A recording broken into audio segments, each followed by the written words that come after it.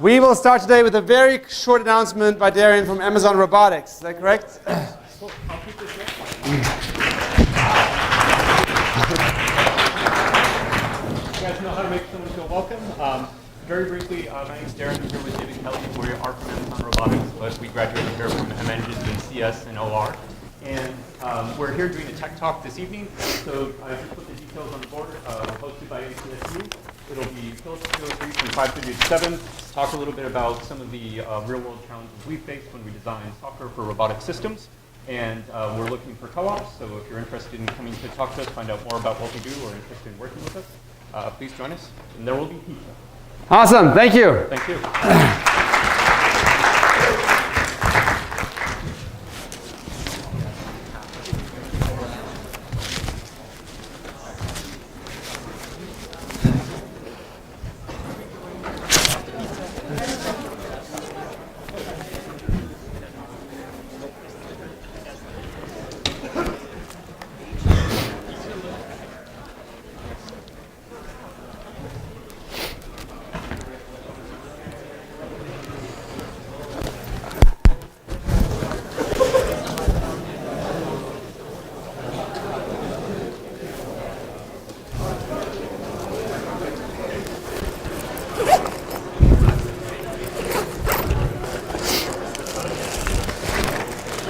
All right. I hope you all survived the exam. Looks like actually it's a lot of empty seats. Today we will be talking about the most important topic in machine learning. So there's two reasons you should really pay attention today. Why? Because it is super important and it will transform the way you think about data science. So if you understand today's topic, it's the bias variance trade-off. It's what I usually have as part of the midterms, last lecture midterm. Because it's snow day, we didn't get around to it. The bias variance trade-off is what distinguishes like children from adults. Right? It's the difference between people who just play around with algorithms or people who really know what they are doing. So please pay attention today. The next couple of weeks will all be viewed from the lens of the bias variance trade-off. If I succeed, it will shape the way you think about machine learning and data science. The other reason, more practical reason why you should pay attention is because we are rolling out the next project in a couple of days, and we will only give you 1 week because we don't want you to do it over spring break. So I don't want to ruin your spring break. But the project is all about today's lecture. So if you pay attention today, it's a really easy project if you know what you have to do. Okay. So bias variance trade-off.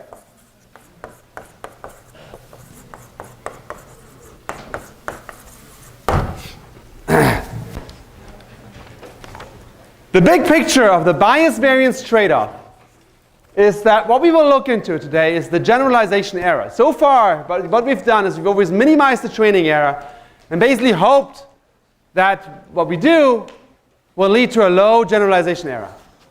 Today, we will look at the generalization error and decompose it and understand where it comes from. And if you understand that, then you're much more informed to actually make good decisions about how to get classifiers that generalize well.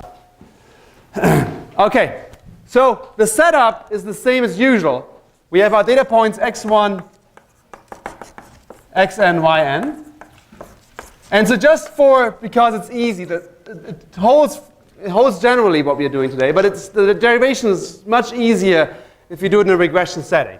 So what we are saying is yi is element of R. Okay, so we have a regression function. Let's say we want to predict house prices or something. All right. So the first thing is that and today's going to be a little more theoretical, so you have to pay attention not to get lost. But it's well worth it. So these data points, x and y, are drawn from some distribution P. Right? So we have P of x, y. And how do we get this data set? We get this by drawing n points, IID from this distribution. Right? So that's basically the assumption. That's about all of machine learning hinges on, right? So that's for example, you take n emails or something, and your distribution is the distribution of incoming emails, right? So, so these are basically the emails in your inbox or something. Okay, and we would like, given x, we'd like to predict y. Now, one thing is important, is that for a given vector x, there may not be a unique y. Right? So for example, x may describe a house, right? And so the features could be what the square footage is, how many bedrooms you have, and I don't know how many stores it has, or whatever, right? Let's say you have 10 features of this house. Well, there could be an identical house, a different house that has identical features, right? That gets sold for a different price, right? So for a certain x, we always have a distribution over y, all right? So that's basically just, if you de factor this, you can just say this is p of y given x, p of x. Right? And this here, it's basically for a certain x, what's the probability of y? Okay, so the first thing we will do today is just to remind you of something that we've done before, saying for a certain x, in terms of regression, what do you want to predict? In classification, we had this Bayes optimal classifier. What do you want to do in regression? And so I claim, typically a good thing to do is to predict the expected label. So saying, we call this y bar of x. So y bar of x basically says, here we go. So for a certain x, this is given x, right? Given a certain x, which y should you predict? There's many different choices. And what you want to predict is the expected y, right? And so that's just the integral over all possible y's times the probability of seeing that y given x. So let me just explain this one more time. So given a certain x, which y do you want to predict? It's ambiguous, right? You could have a feature vector that describes a house, and sometimes it's maybe worth $50,000, sometimes $70,000, who knows, right? And so, a reasonable thing to say is what you want to predict is, the label that I would expect, right? So if I would draw basically infinitely many houses, on average, I would get the following the following value, which is also another way of saying I just integrate out all possible y's and weigh them by the probability that I see this y given x. Okay? Any questions at this point? Raise your hand if that makes sense. Okay, awesome. You're still with me. Awesome. Good. So we call this the expected label. So what I'm going to do now is I'm going to set up a few things, and later on we will put them all together. Right? So you just have to remember what these things are. So this is the expected label. So that is what we want. Right? Given x, we would like to have the expected label.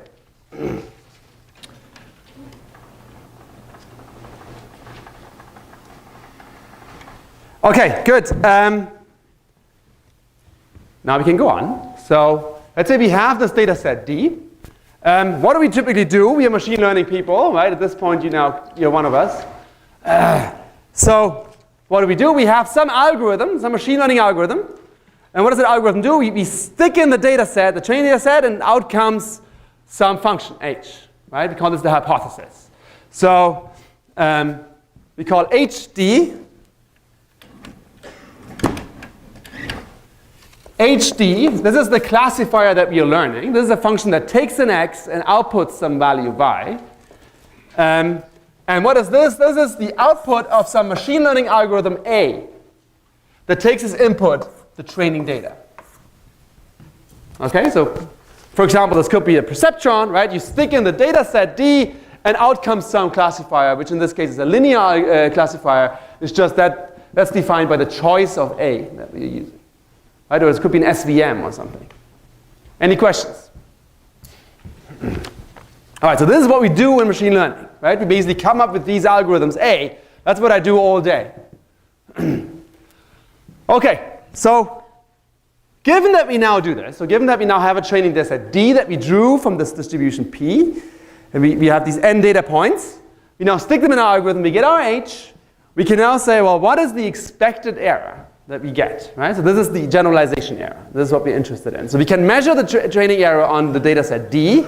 That's the training error. But what we really care about is the error that we would get if we see some new data points, right? Some new houses, some new emails, etc. So that's the expected test error.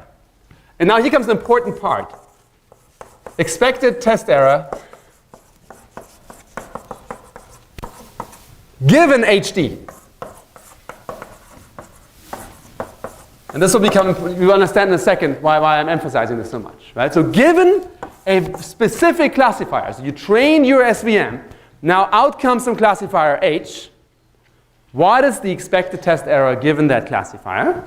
And that's not very hard to compute, right? So that's basically just saying, okay, well, I'm just looking at any new xy that's drawn from this distribution P, and I measure the error. So let's just use the squared loss. So we say that is basically the expected value if we draw x and y from P of HD of x minus y squared. All right, any questions at this point? Yeah, your question? Not yet, actually. Okay. Anybody else? Yeah? Why square loss? Why square loss? Because for regression, that's a very reasonable loss. And it's also the proof that I will do in a few minutes is a lot easier when you do the square loss. Yeah, that's a good question, yes. Any other questions? Yeah? Just to follow up and confirm, this could in principle be done with any reasonable loss? Not, so what I'm saying in principle is true. It doesn't pop out as nicely, what I'm showing you. But yeah, we'll get to this in the end. You can ask that question again at the very end, yeah. Okay, any more questions? Yeah? That's right, yeah. So yes. So this is basically, this is the generalization error given HD. That's the important part, right? So for a specific classifier, right? This is the expected test error. Oh yeah, we can't compute this. This we're doing a little theory right now, right? So this will become practical in a few minutes, right? So that's just, yeah, we can't, this would be, to estimate this, you would basically sample infinitely many points and then evaluate it. That, of course, you can't do, yeah, you can't do this. Okay, but this is what we would like to minimize. Well, how do we compute this? This is just the definition of expectation. We just plug that in. So we just integrate over all x, we integrate over all y, and then we say HD of x minus y squared dy dx. So that's the same thing. This is just, my son is doing that right now. He's in 2nd grade. All right. Actually, he's not. But all right. So, any questions? Do you need the probabilities in the integral? Yeah, I said he's in 2nd grade. That's fine. Here we go. Good point. X, y. Yeah. Thank you. Any more questions? Any corrections? Okay, good. So this is what we would like to understand better, right? This is what we've been looking at right now. But actually, let's just take a step back, right? Let's take a step back for a second. We have this data set D, and this data set D is drawn from the distribution P. And now we get our H, and now we want to know the test error of H, right? What we may also be interested in is, what is actually the test error of this A here? Right? So if you basically just design an algorithm, right, then you actually want to argue about this in principle, not for one particular output, H. Right? So let me put this another way. H is actually a random variable. Right? So we have D, like each one of these x and y's is a random variable, and we draw n of them to get the set D. So the set D is also a random variable. Right? It's a set of random variables, so it's itself a random variable. And we stick that into some function, and let's assume now it's deterministic, then we get some H. H is a function of a random variable, so it itself is a random variable. Okay? Does that make sense? Raise your hand if that makes sense. Okay, awesome. So there's some distribution, right? If you would do this over and over again, take a different training data set, D, drawn from the same distribution, you will get a slightly different function. Right? So there's some distribution over functions.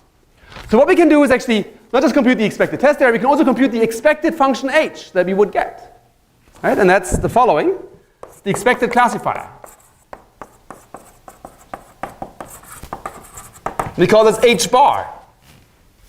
It's the following if we just take the expected value of these data sets, D, which are drawn from P to the power of n. N times drawing from P And then we just call that algorithm, right? So basically that's, we call this A of D, right? And that equals, we integrate out all possible training data sets, and then we take HD, probability of D, dd.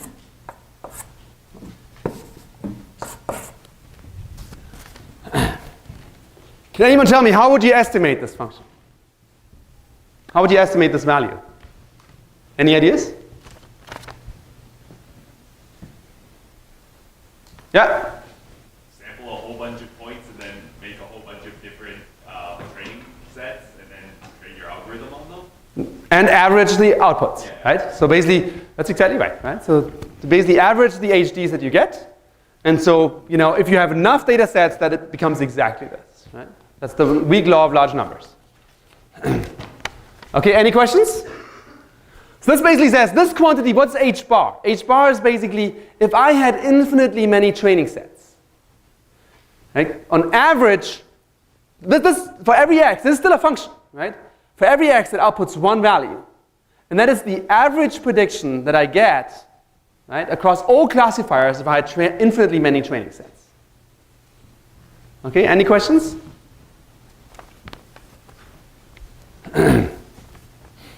Yeah? This argument is still mostly based on or continuous, basically, classifiers, right? So if you had classification, then it gets a little uglier, right? So then you basically would have to kind of take the mode, right? The most common label or something. So that's what I said. Like, it's very nice in regression, right? Because you just average, right? You don't have to deal with, how do you? Yeah, that's right. How do you combine multiple classifiers? That's right. Good point. Oh, yeah. How D can be a random variable? Sorry. How the data set can be a random variable? The data set, well, it's a random process, right? So you basically draw n data points, and that gives you a data set D, right? So you have some distribution over what this data set could look like. Does that make sense? That's basically, I mean, a set can also be a random variable. There's nothing unusual about this. In the same way that a function can be a random variable. So you can't just do this. You can sample many sets, right? You just sample another n data points, you get another set, right? And you can compute what's the, which data set would I expect, etc. Right? I mean, it's just unusual, but there's nothing. It's still just a random process, right? Okay. Any more questions? Yeah. What's the advantage of having infinitely many training sets and then having one training set that's infinitely large? Oh, very good point. Good. So, all right, good. You guys are too smart. So here, yes, basically what you're saying is, if I had infinite amount of data, why would I just chop that up into many little data sets and train them and average them? Why don't I just take one very large data set? And fair enough, right? So in this case, we want to argue about something that, in practice, you would just do this, right? There's one advantage, actually. The variance of this would tell you something how uncertain you are if you had many different data sets. In this case, it will help us argue about it. But yes, in practice, you would probably just combine the data set and learn one big classifier. Learn one very accurate classifier rather than average many. Okay, good questions. Yeah. Why instead of computing H bar, we don't include it and compute for every possible value of the H bar and compute the expected, the expected test error on every possible data instead of computing the H bar? So this is just, I'm just defining this in some sense. This will come in handy later on, right? So I'm just introducing the notion that there can be there's basically something like an expected classifier, right? Yeah. H bar is not a number. H bar is a function. Right? So you're averaging many different functions. Each one of these is a function, and you multiply them by a weight, and you're summing that up, right? So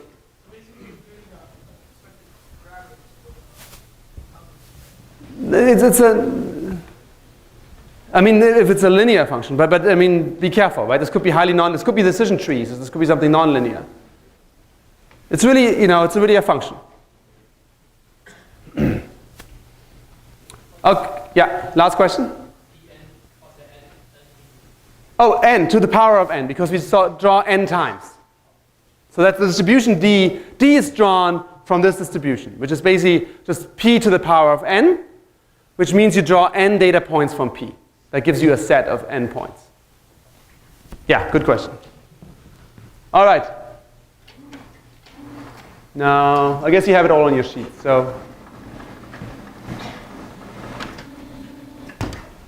all right. So now comes the next point, is that if h is a random variable, then what we could actually do is we could count the expected error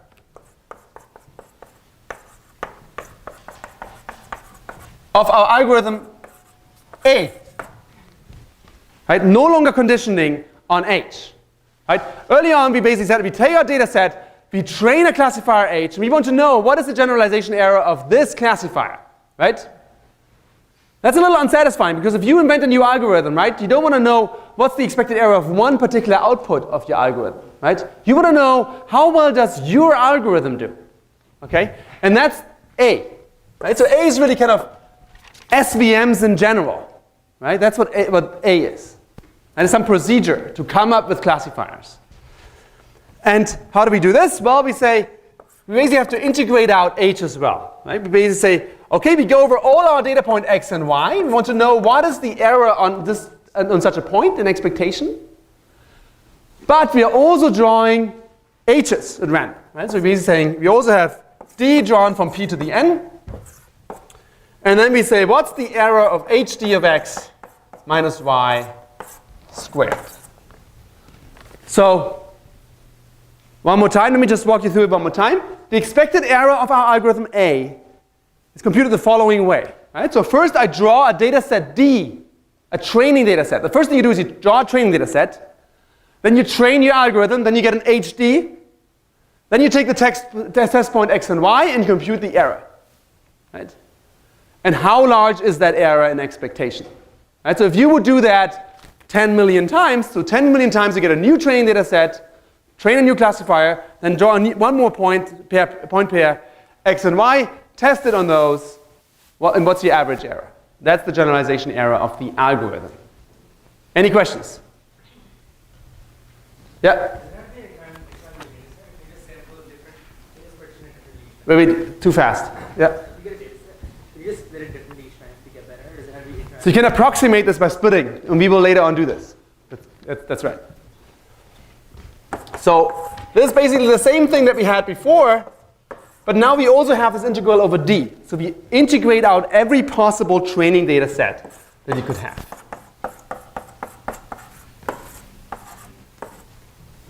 Probability of xy, probability of D, dy, dx, dd.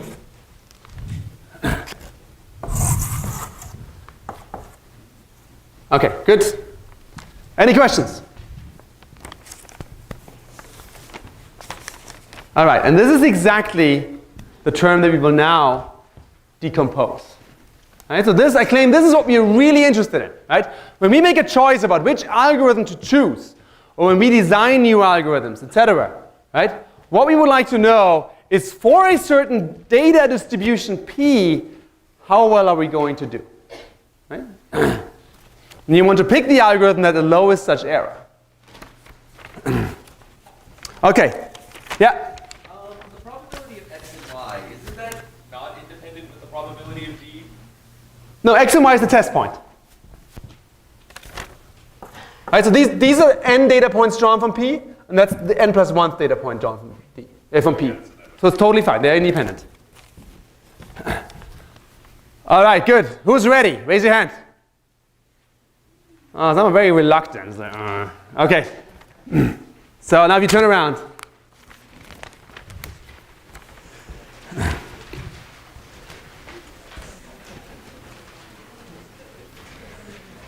So we've now decomposed this error. And it's important to understand every single step, because the next few lectures will all hinge on this lecture. Now it looks a little scary, a little intimidating. Don't worry, it's really, really easy. It's just basically we do the same trick. We have two tricks, and we do them twice, each one. Okay. Before we get started, any questions? All right, so we want to decompose this expression here. Right? So that basically says we integrate out all x, y, all d. What's hd of x minus y? Right? So if I basically take a random training data set, train my algorithm, get hd, what's its error in expectation? Maybe I erase this here on the right to get some real estate.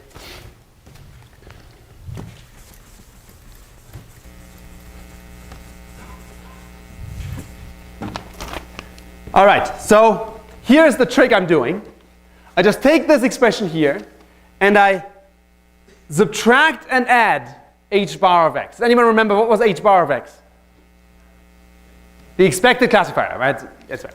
So I just take this, I say, okay, well, that's the same thing, and over x, y, and d, where I take hd of x minus h bar of x plus h bar of x minus y. And then I square the whole thing.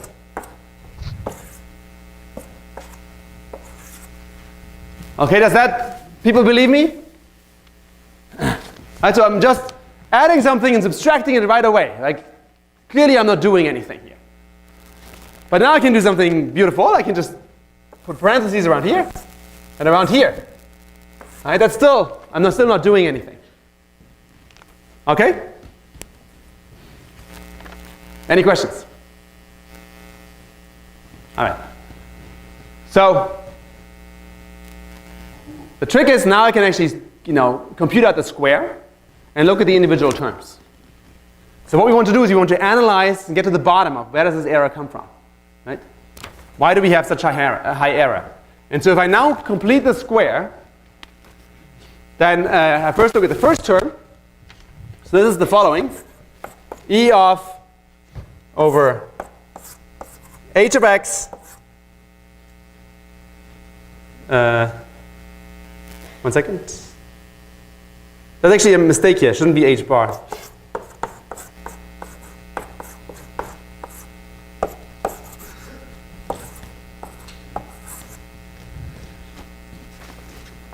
right, so if I just have it's just a plus b squared. It's a squared plus b squared plus 2ab, right? This here is my a. This here is my b. Okay, that's just, you're still in middle school here. So this here is a squared plus b squared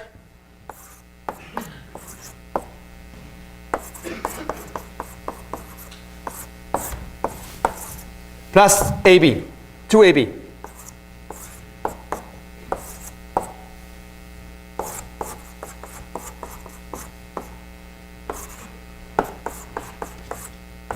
hd of x minus h bar of x times h bar of x minus y.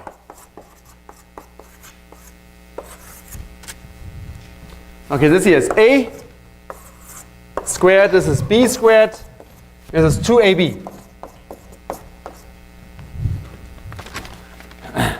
Any questions? Yeah? Probably. Yes, it should be. Good point. Thank you. Yes, any more questions? Okay, so far so good. Now, okay, this term is cool, this term is cool. This term here, I claim is 0. And so maybe I give you and your neighbor 2 minutes to convince each other that this term here on the right actually is 0. You can look at the derivation on the notes, it's right below it. But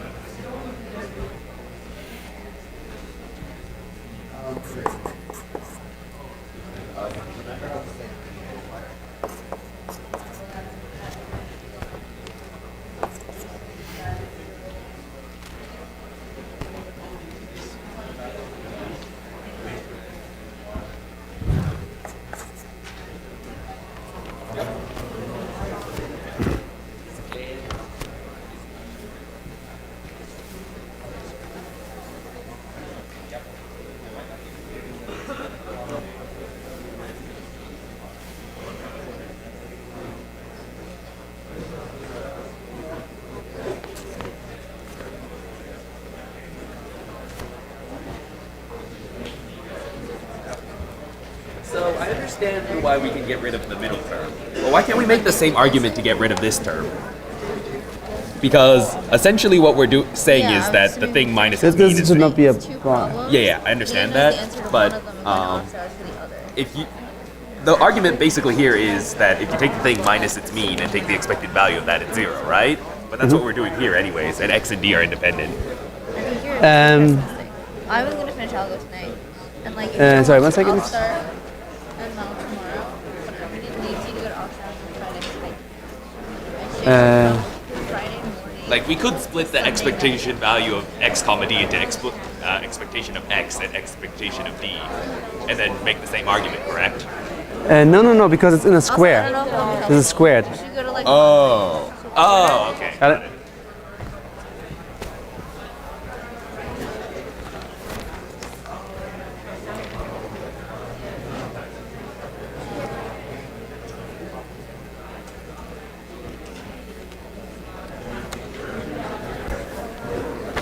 Okay, raise your hand if you understand why it's 0. Okay, there's a lot of you. Good. All right. So basically what we are saying is we just take the expected value over x and y of this term and d. Sorry, I forgot d here. X, y are not independent, right? That's the data point in its label. Of course, you know, if they're independent, that'd be bad. But d and x and y, like the x, y pair and d, they are independent of each other. So what we can do is we can write this as basically first collect, say, e of x, y, and then we have e of d. And then in here, we basically, now if we get hd of x minus h bar of x times this, the second part of the product, h bar of x minus y. And so the point is that this here is 0. Why is this 0? Because the expected value is linear, right? So this here is actually, you know, this is an expected value over d. This is not, the d doesn't appear here anywhere. This is just a constant, right? So we can write this as e of d hd of x minus h bar of x, right? That's the same thing. We can just pull this out of the expected value.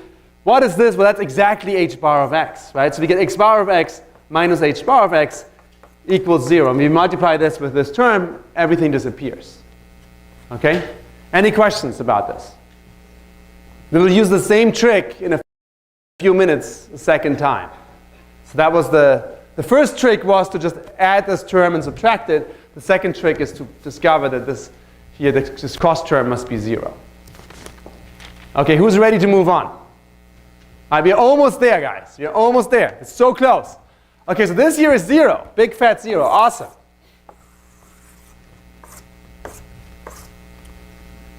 So now we're left with these two terms. So we just showed that the error of an algorithm A consists of two terms. Out of sum of two terms. The first one is the expected value of hd minus h bar of x. And the second one is h bar of x minus y. Now, that's y squared. Sorry, both of these squared. Okay, so let's move on.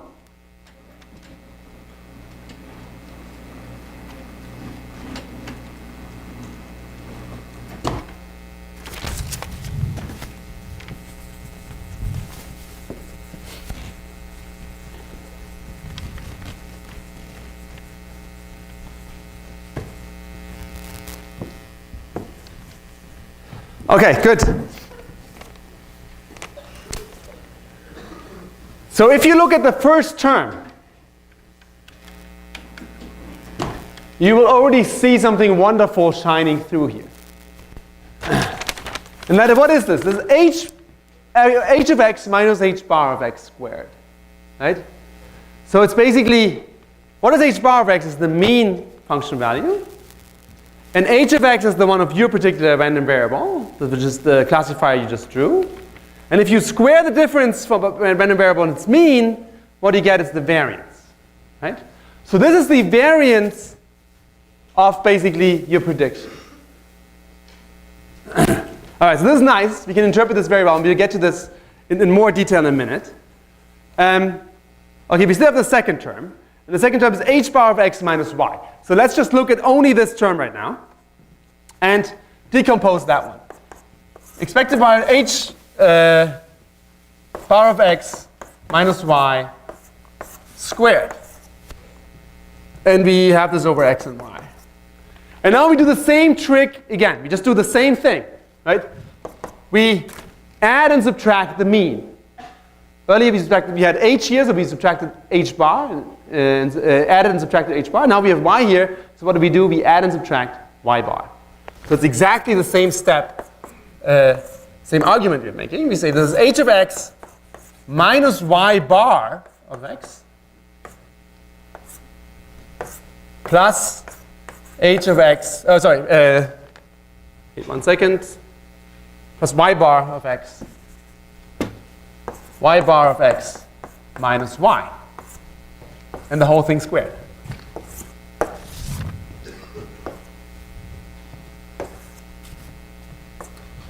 Okay, guys, any questions? Who is still with me? Good, good, you're holding in there. Good stuff. You're almost there. So you're basically saying the second term is interesting, right? It's basically the average prediction minus the label, right? So we can decompose this further. It's interesting in itself, but let's decompose this further. So what we do is we add and subtract this average label of an x. That's the expected label of for a certain x. And let's just be precise, this is over x, y, and there's no more d. Is that correct? Yeah, there's no more d. Okay, and if we write this out, we get the following. One more time, we get the first thing squared, with its, which is h bar of x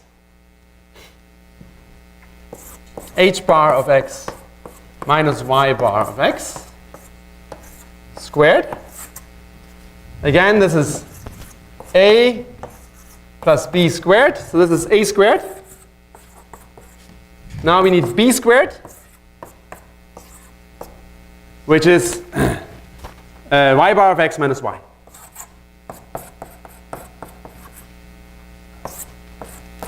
Squared.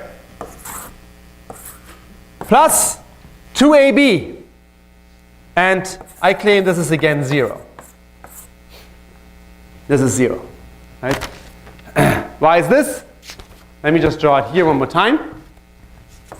It's exactly the same argument as before. If you take the expected value of the product of these two, what do we get here? We get h bar of x, y bar of x and y. We take the expected value of this. The expected value of y is y bar, right? So we actually get these two cancel out. Right? So, do you want me to go over? Let me go over it. Sure.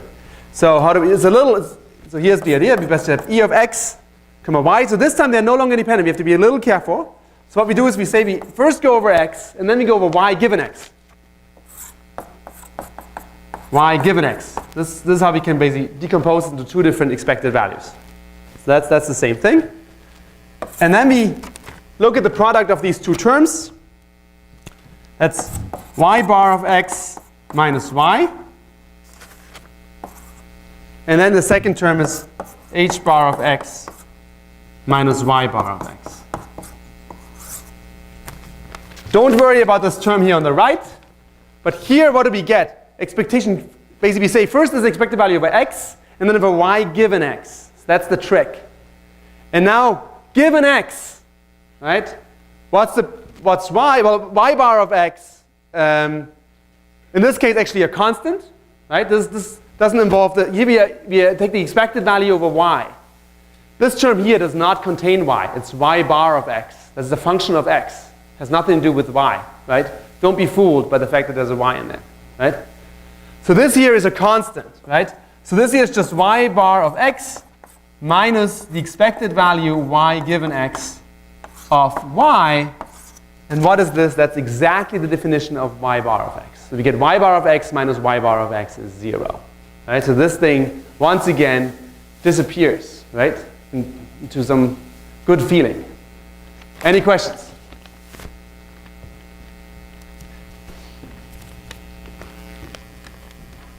All right, and now we are actually there. This here is 0. And this here was only the second term, so let's just go all the way back to the beginning. And we said this is the left term plus the right term, which we decompose into these two. So let's add the left term here.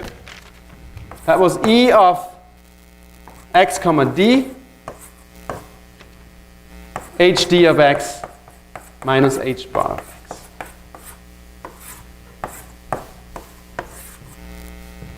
All right, so just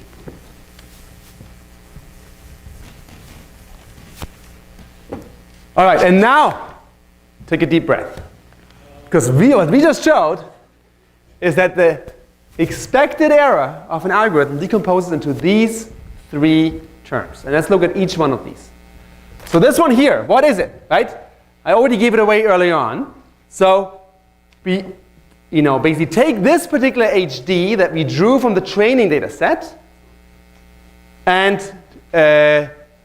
compute the difference. Like this is not actually about getting right or wrong. This is just how different is the prediction of a given classifier H from the expected classifier, right? So this is the variance of the classifier. Does this make sense? This is not about getting it right or wrong. This is just how much do if I take two different training data sets and train two different classifiers, how much do they vary, right? What's the variance across these predictions? That's exactly what this is, right? This is the prediction of the average classifier. This is the prediction of this particular classifier. And I subtract these two and square them. That's exactly the definition of the variance. Raise your hand if that makes sense. OK, good. What is this thing here? This here is y bar minus y, right? What is that? Well, you have a data point and it has a label y. But the expected label is y bar. OK? So if that's very different, that means your problem is really, really hard, right? Because your data does not have the labels that you expect it to have. You can't do better than y bar of x. Right? That's the expected label, right? That's the label basically that this feature vector should have, right? So this here is the noise.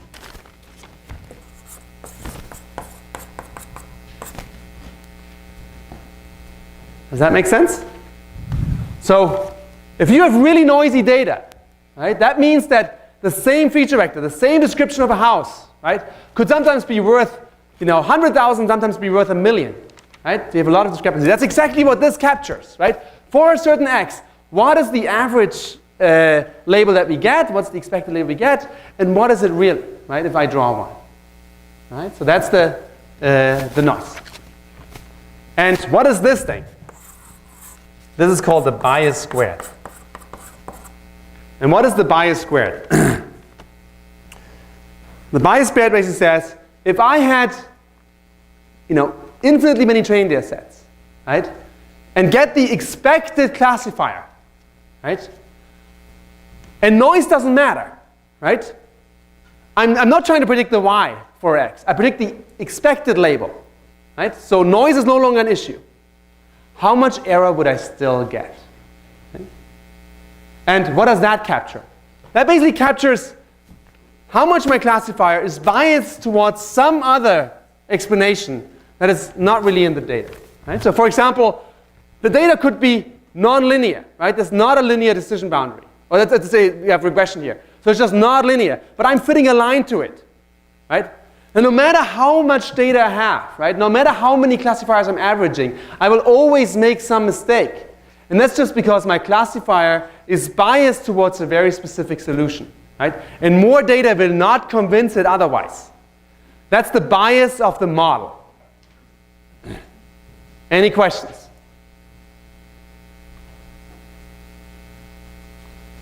Why is bias the only one that's squared? Like noise could also be squared. No, they're all squared, right?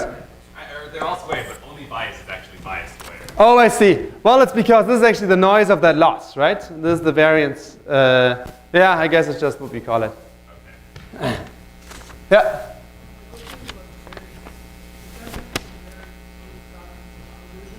So actually, let me just give a better explanation. Because the bias could also be, it could be above or below. But if you square it, that goes away. Yeah?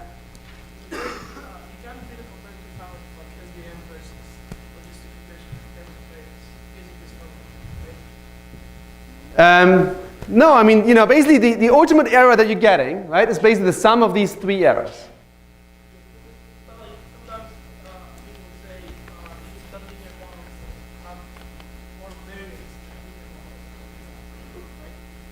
Yeah.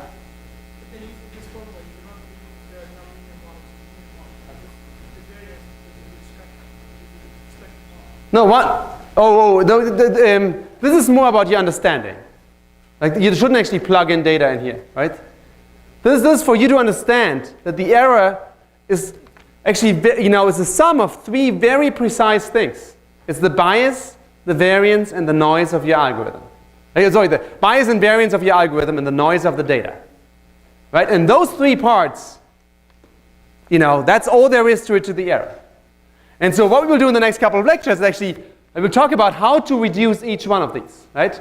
And you as a data scientist, if you have a classifier that is not accurate enough, it's your job to determine, is your bias high, is your noise high, is your variance high, right?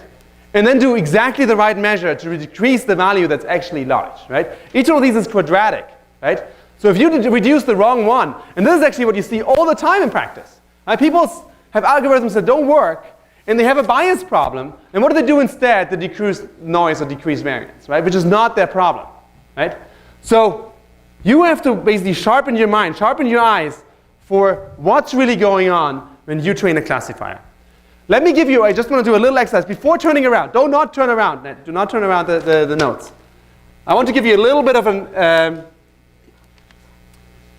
analogy, and the solution is in the back here. So here's what I want to do. Imagine you're throwing a dart at an aim. I want you to think about for 2 minutes that we still have. What do these pictures look like? If you have high bias, right? So you're throwing darts at this goal. You're trying to fit it here, okay?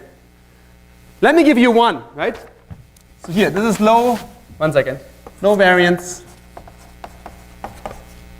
high variance, low bias, high bias. Okay, so if I have low variance and low bias, forget noise for now. Like, noise would be if this thing is shaking. So let's say you're in the front row throwing darts at this thing, right? Just think about it. Don't do it.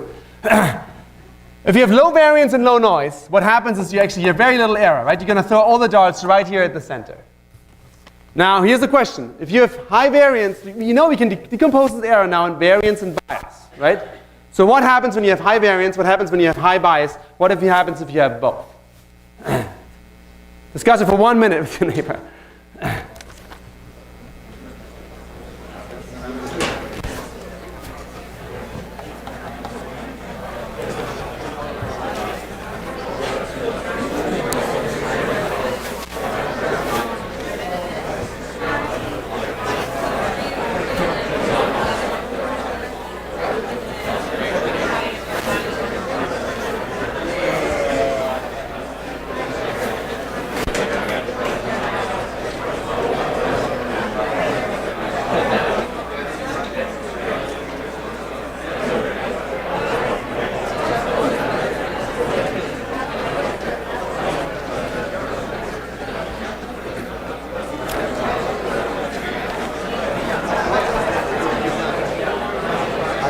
I just show you.